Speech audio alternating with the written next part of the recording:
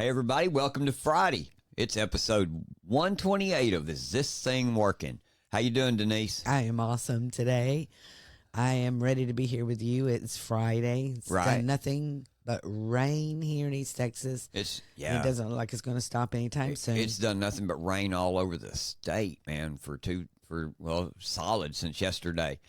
Yeah, since yesterday. Let me tell you about my little wild story yesterday with the rain. And it was crazy.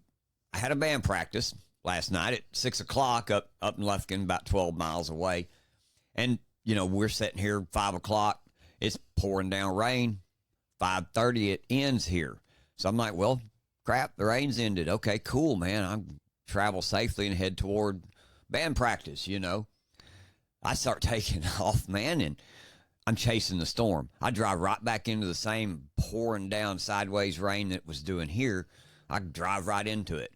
Traffic is crazy. It's flooding everywhere, man. I get up to Lufkin.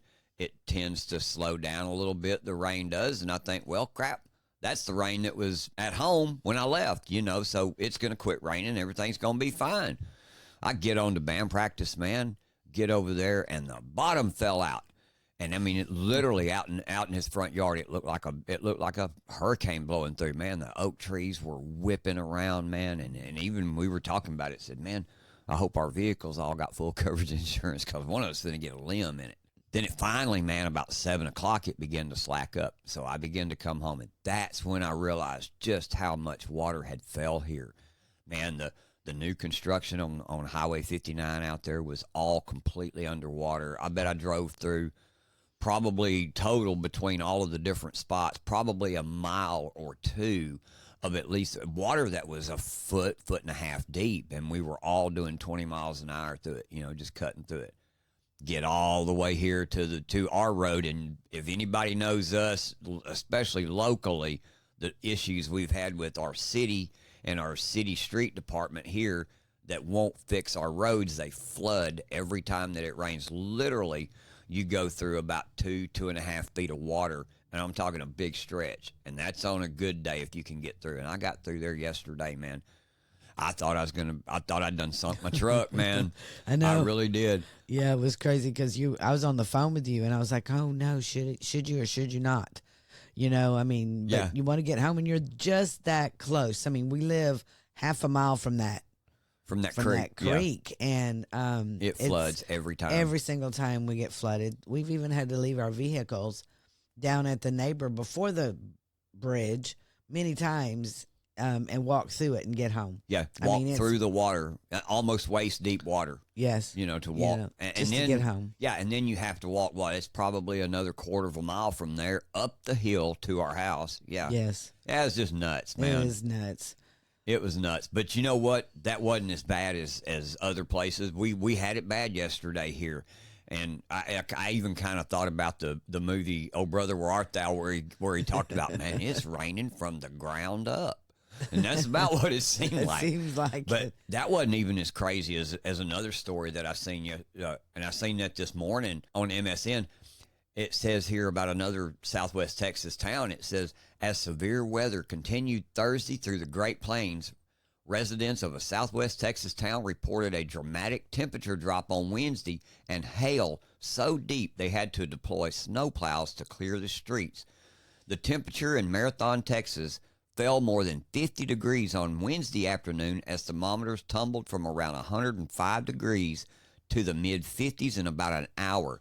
Brian Curran, a meteorologist for the National Weather Service in Midland, he told ABC News, and he contributed the wild decline in temp to the severe hailstorm that hit. So all that hail that hit literally dropped the temp 50 degrees. He said it was like an air conditioner. He said there was about 2 feet of hail on our main street right in the center of town. It looked like snow. He said we went out there with a tape measure last night before the road crews came in and plowed the road. He said that they had also recorded 2.5 inches of rain. And that 50 degrees in an hour is a severe temperature change. Well, you know, pretty extreme. I remember on Wednesday when we got a storm, I remember saying when we went outside after it, I remember saying, man, we need a jacket. It was cold. Mm-hmm. It had the temperature drop. It was dramatic. Yeah, I think it got here. We talked about that, I think, even yesterday on our show, that it was like 65 at that point. And then remember, it warmed up later on as It the warmed evening up pretty progressed. quick. It Yeah. was, when we went out later on, when the sun came out, it's really weird. We have all this rain, then it turned real cold, then the sun came out. Well, and 50 degrees is pretty extreme, or we think is extreme. And in that article, it gave just a couple of other different examples of extreme temperature swings in U.S. history. On January 14th and 15th of 1972, Loma, Montana had a temperature increase of 103 degrees, the biggest temperature swing ever recorded. So, Wow. Yeah. Yeah, because it never gets that hot in Montana. That was a 103-degree increase. But in 1916, Browning, Montana recorded a 100-degree temperature drop. Fairfield, Montana in 1924 recorded an 84-degree drop in a 12-hour period. And it just goes on. Talking about Denver, Colorado had a couple of them, a 66-degree temperature drop in 1872 and a 64-degree drop in 88. Anyway, that's just something interesting that I was looking at. So I just thought that would be cool to bring to everybody and just share. Yeah, because that's how wild the temperature has been lately. And we wonder about that. Do you wonder about that? Why the temperature is acting so crazy? I mean, we were looking at a map this morning, a radar from, what was that? NOAA. The NOAA, yeah. Their radar and the storms that are coming our way right now as we're on air here recording, it looks like a hurricane in the middle of Texas. Well, it does, doesn't it? Yes. Yeah. I mean, it covers almost the entire state, man. Yeah, it's pretty wild. The hemp plant may be known by its iconic leaves, but 95% of the compounds that make hemp work are found in the hemp flower. So, why do most brands still use the whole plant? Kentucky-based Cornbread Hemp has been asking the same thing and doing something about it. Cornbread Hemp is one of the very few, if not only, CBD brands in America who exclusively use the hemp flower to create their CBD extract, called Flower Only CBD. And we want the world to know. You may be asking yourself, is there really a substantive difference between flower only and whole plant CBD? The answer is a resounding yes. Flower only CBD is made with only the vital ingredients that make it effective and nothing you don't need. In terms of taste, flower only extract retains a mild, pleasant, and earthy flavor, while whole plant CBD contains higher volumes of chlorophyll, which causes a bitter and an unpleasant taste. People, if you haven't tried Cornbread Hemp, try Cornbread Hemp. They have CBD gummies. They have full spectrum CBD oil. They have CBD for sleep aid. They also have creams, and they have CBD for relaxation. You can find all of their great products at www.cornbreadhemp.com. Or click the link below, as usual, and it'll lead you right there. And before we start the show today, folks, we want to state that these are our opinions and our assertions, only ours, mine, and James. If you agree with us, please tell your friends and share the show. And if you don't agree with us, please tell your friends and share the show, because we need everyone to stand up, and we're going to explain why here in a few minutes. Stomp that like button. Please follow or subscribe wherever you see the name. Is This Thing Working? Also, you can get to every show, podcast, and sponsor on our website at www.is-this-thing-working.com. So check us out. Thank you so much for helping James and I grow. Yep, and don't forget, download the Rumble app so you can follow our show each and every day, and you'll receive instant notifications when we go live every Monday through Friday at 2 p.m. Central Standard Time. Thank you all, listening audience, so very much, and let's get on with the show. There you go. Trump watch. Yes, everyone heard yesterday that President Trump has been charged with 34 counts Convicted. of something. He has been convicted. Found guilty. Yes, he's found guilty. You've seen it all over the place. But who knows exactly what for, because nothing has been transparent about this case whatsoever. But what we are going to do is we're going to keep fighting for President Trump as the government continues their 6-year assault of the leader of the Republican Party, or better known as MAGA. That would be us. This movement that we're in right now to make America great again, with President Trump as our leader. And we will continue to inform you and push you to get involved because we need action, action, action, and this proves it. This proves that our government is going to continue to come after you and I because they've already got President Trump, and they're going to keep on. They have like 3 more cases that they're going to try to do, and they're going to keep on. They're going to try to put him in jail. And if you look at this, he is the biggest figure so far, the leading candidate for the office of the President of the United States of America. He is the biggest figure that they brought down, so to speak. Right. You know what I mean? But look at all the other people that he has brought down, that they brought down. Flynn, Peter Navarro, Bannon, all these people, they try to bring them down. They're going after them. But I'm telling you, when they go after them, they're coming after us next. But the thing that we got to remember, and Steve talked about this a lot yesterday, when this all come out, man, you know, you were mad. I was mad. I was disgusted. You were disgusted. We weren't the only ones. Everybody was infuriated because we seen this for what it actually is, man. Yeah, he's a political prisoner. That is what this is all about. And this is a big flex by the government to show that they're wanting to take control and power of the people instead of it being the way that it's supposed to be, where the power and control resides with the people. And that's where it needs to be. And people, the only way that that is going to stay and maintain itself is through grassroots. We talk about this all the time. You can't depend on any one of them up there in any House of Congress. You cannot depend on any one of them. Yeah. This all starts and changes and stays with us, grassroots. Going back to Steve and what he was talking about, the main part about this that I want to bring out is the fact that here all of us we're mad, we're angry. Even Dan Bongino, he come out with some pretty harsh words, you know what I mean? And a pretty strong stance. And I admired that stance because, honestly, that's exactly the way I was feeling, too. But in the middle of all of this, Steve Bannon was our calm in the storm. Yes, he was. I said that on social media yesterday. He was calm. He was our calm in the storm. He's like, come on now. He came to us with, yes, exactly right. He came to us with reason. He came to us with rationale, and he came to us with encouragement. And he came to us to continue to stay the course. Yeah, and he said, we are the only people that can fix this. That's exactly right. We can. People, stay calm and stay reasonable. And ignore the narratives. I'm telling you, ignore the narratives. Speak honestly, speak factually, and speak bluntly. We need to quit tippy-toeing around what is going on. Say it. Yes. Talk it. Be loud with it. Action, action, action. Like you said, we need to get involved in our local communities and in the politics, in your city councils, in your school boards, in your council of governments, in any of these things. Be involved. Please be involved. And one of another biggest points about this is that we see all this going on, and you turn the news on, and people are going, okay, well, this judge is crooked and he's corrupt, and all of this has happened to President Trump. And then they don't go no farther. They don't say, well, they don't offer solutions. They don't say, hey, how are you going to fight back? They just go, well, this has happened, and it's almost like it's just supposed to happen, and you just deal with it, people. Yes. Wrong answer, man. Wrong answer. We need a solution. We got to rise above the fear of the government.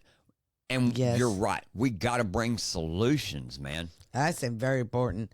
Rise above the fear of the government. Yep. That is what is dominating our political conversation lately, is the government, and how the government has just put their thumb on anything they don't like. Yep. You know, and other people you cannot count on is your Congress. No, like I said, you can't. You cannot count on your Congress. You know, and yesterday, just give plenty of examples. You know, there was a radio host, Michael Berry. He quipped on post on X, and this really says what everyone else is thinking at this point. The sham verdict in New York probably made some Republicans in Congress so mad that they will even consider holding some hearings. Oh no, they might. Oh no, they might hold a hearing and write a letter. I was going to say that. You know what else they'll do? They'll write themselves a letter. Yep. Yeah. Boy, that'll do everything. In this article here, the Federalist, it goes on to say, it's funny until it's not. Yeah, and it's not And funny it's anymore. not funny anymore. No. The Republican leaders have remained largely tight-lipped about Democrats' anti-Trump lawfare, despite holding the House and control of several states in which Biden surely could be brought up on charges pertaining to the porous border or defying the Supreme Court. But Republicans did and continue to do nothing. For example, the belated and worthless response from Senate Minority Leader Mitch McConnell. He goes on to say, Mitch does, these charges never should have been brought in the first place. I expect the conviction to be overturned on appeal. Now, is that just a slap in the face to you folks? Your leader of the Republican Party in the Senate is coming out. I expect the conviction to be overturned on appeal. Why didn't you do something about it the whole year Alvin Bragg's been here? Exactly. Doing this? This has been going on since 22. Yeah, you've had a long time Yes. to take care of this and handle it. And you look at the way he says this, it's nuts, because the message is almost seems as though, hey, you just continue to respect the system and continue to trust the system that it's going to work. And then the system don't work no more. No, it doesn't work anymore. It doesn't work anymore. And y'all have done nothing to fix it. Exactly. Y'all have let it just be taken over by the Democrats. I mean, we just heard recently, Mitch McConnell, and you're part of this. We heard recently that Biden has now got 200 judges that he got through, thrown out all over the country. 200 judges that you voted on, that you allowed to happen. So no, I don't take anything you say as serious whatsoever. No. I'm even mad at Ted Cruz. I'm sorry, but Senator Ted Cruz, you're just as bad. It's like I said before, a few shows back, the very moment that the very first indictment came down against President Trump, knowing that he was going to be running for president, and knowing that they're all fake and political. That's exactly right. From the very start, the very first one, you should have stood up. Every building in Congress should have been standing on its head at that point in time and saying, this will not stand. This will not happen. You cannot do this. And you guys didn't. You did nothing. But are we really surprised at the party? No. That stood silent for 3 years as Biden's DOJ and FBI investigated, raided, charged, prosecuted, and incarcerated 1,400 plus Trump supporters for January 6th, did nothing to combat the lawfare against Trump. Are you still doing nothing? And are still doing nothing to combat the 3 other lawfare cases? This came from Julie Kelly on X. That's what she posted. And that right there says it all. They have done nothing. They have stood silent for 3 years as Biden has destroyed the American judicial system. Exactly. I'm so mad, man. And it's not that I'm mad at any one person. I'm mad at the people that are coming out and acting like this is a surprise. Yeah. That they are surprised that this is happening. Yeah. And they're okay. I get fear. I get that everyone's afraid of the FBI. But it's time for the people to not be afraid of the FBI. For example, we have our Texas Attorney General, Ken Paxton, who is the only Attorney General that comes out and calls it for what it is. He calls them the Gestapo agency, and they need to be fully dismantled in a wild rant. Listen to him talk to Steve Bannon on War Room yesterday. They are the Gestapo. We're in Venezuela. We might as well be in China. We might as well be in Germany during the 30s and 40s. It is corrupt. It is the Gestapo. They don't follow any laws anymore, and no one can stop them. And because of what happened to me, all these other AGs are afraid to do anything anyway. So there's a lot of fear because, what can you do? How do you stop them? And I think that the exposure of this case where this judge is unredacting all this stuff, we've got to have more exposure. And then second, we got to have a president that will come in, bring in an attorney general that will take these guys out and make sure that the corruption is eliminated and that we start over. You were right when I heard you say we need to start over, because right now, they were formed. The FBI was formed to go after organized crime. And the problem with that now is they are organized crime.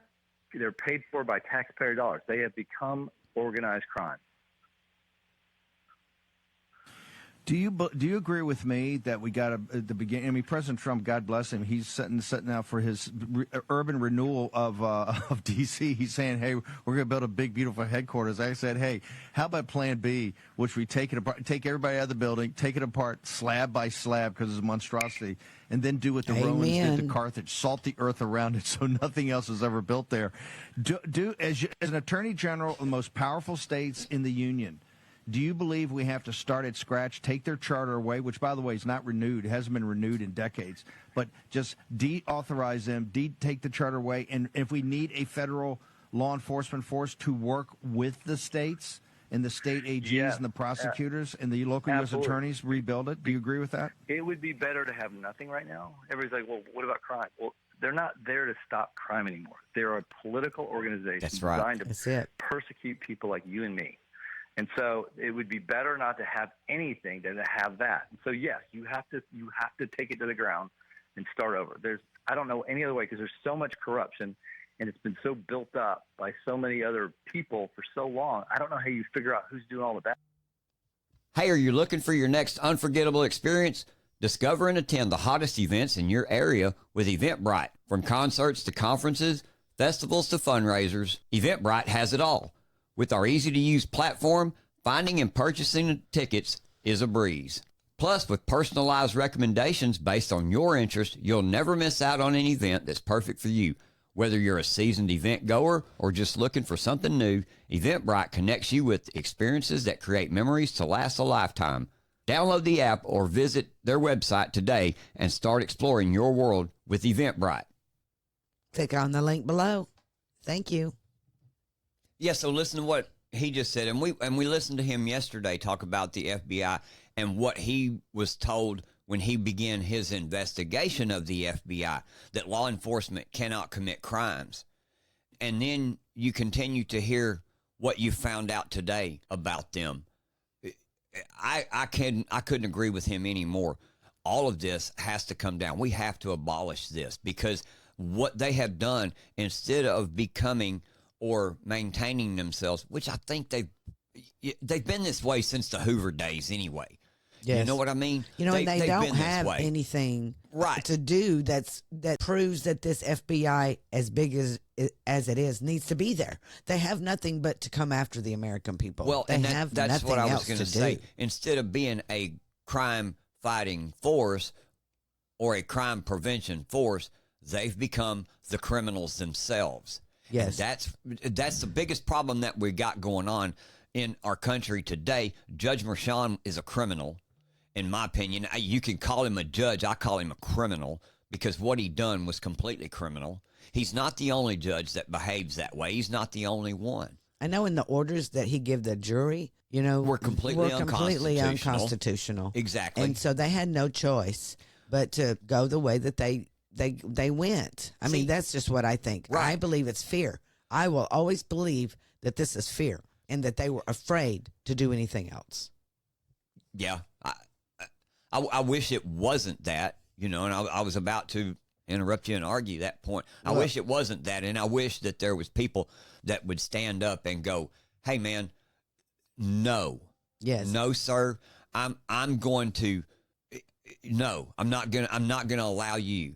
And we talked about the fear in the government.